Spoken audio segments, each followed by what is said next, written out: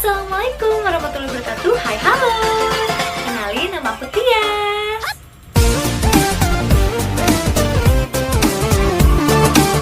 Kali ini aku akan membahas bagaimana caranya etika batuk dan bersin.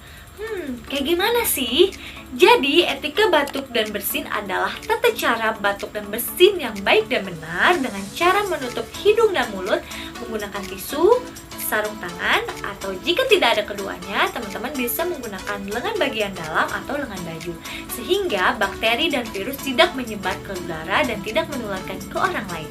Seperti yang kita ketahui bahwa saat kita batuk dan pilek atau misalnya lagi bersin-bersin itu mengeluarkan virus dan bakteri dalam jumlah yang sangat banyak, puluhan, ratusan, bahkan jutaan ke udara, sehingga orang yang berada di udara yang sama dapat menghirup udara yang sudah terkontaminasi bakteri dan virus tersebut akibat bersin dan batuk.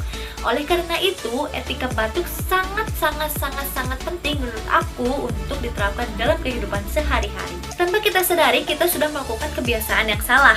Kebiasaan apa sih yang menurut kita benar ternyata masih kurang tepat ataupun salah?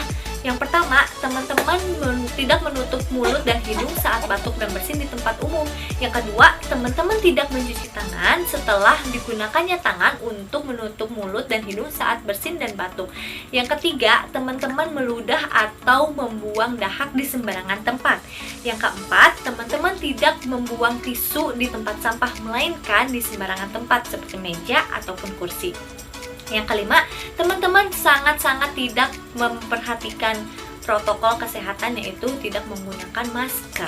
Maka dari itu, etika batuk sangat penting diterapkan di kehidupan sehari-hari. Yang pertama, teman-teman harus menggunakan masker saat batuk dan pilek. Yang kedua, teman-teman harus menyediakan tisu atau sapu tangan saat bersin dan batuk. Kalau misalnya tidak ada keduanya, teman-teman bisa menggunakan lengan bagian dalam. Yang ketiga, teman-teman harus cuci tangan menggunakan sabun dan air mengalir. Jika tidak ada, menggunakan pencuci tangan yang berbasis alkohol. Biasanya yang berbasis alkohol ini yang ada di rumah sakit. Jika tidak ada, teman-teman bisa menggunakan hand sanitizer. Yang keempat, teman-teman harus banget pakai masker, harus aware sama diri sendiri saat lagi batuk dan pilek, dan jangan membuang masker juga di sembarangan tempat, dan jangan simpan di leher juga karena itu juga bisa menyebarkan virus dan bakteri ke orang lain. Lebih baik masker itu dibuang dan diganti dengan yang baru. Idealnya masker itu diganti 4 jam sekali. Jadi teman-teman harus menyediakan masker di dalam tas kalau misalkan lagi batuk atau pilek. Jika tidak batuk dan pilek juga sangat dianjurkan untuk mengganti masker itu per 4 jam kayak gitu. Nah, itu dia video yang aku sampaikan kali ini. Terima kasih sudah nonton video aku. Semoga teman-teman suka dan menambah wawasan teman-teman semua.